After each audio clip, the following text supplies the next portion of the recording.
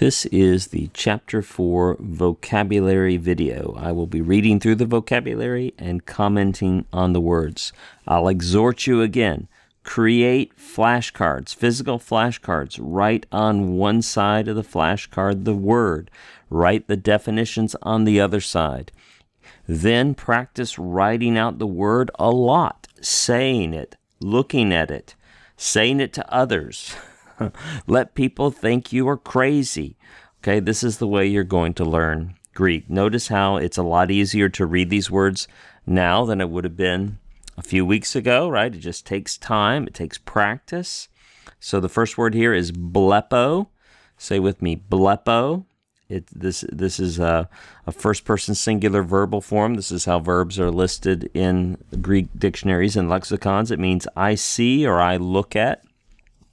Are there any English derivatives or cognates from that? Well, not any that I can think of. So you're going to have to think up some word association. Blepo sounds a bit like a blimp.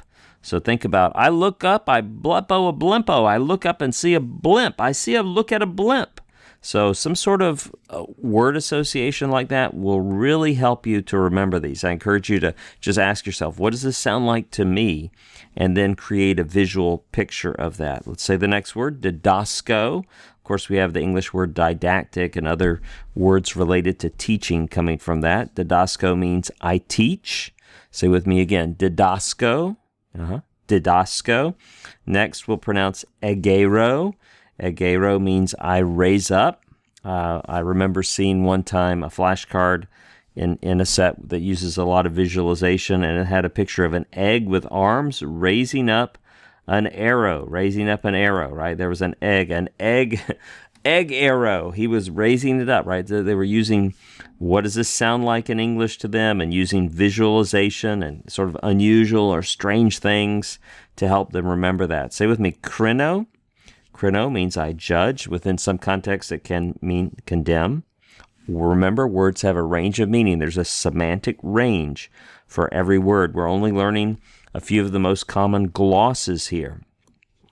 Say with me, doulos, right? Doulos means slave, or sometimes translated servant. There's some debate about whether it always has the connotation of slave or whether it can also just have a higher idea of representative servant. And you may know the English term doula. This is someone who helps women, a woman who helps another woman when she's in labor, and that is derived from the Greek. Say with me, thanatos, right? Thanatos is the Greek word meaning death. Maybe you know the famous poem Thanatopsis by William Cullen Bryant, a poem about death.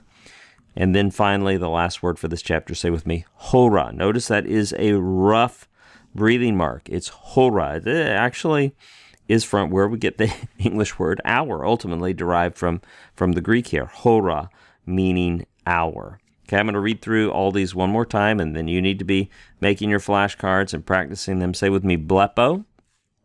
I'll say it. You say it after me. Didasco. Egero. Krino. Doulos, thanatos, hora. Great job.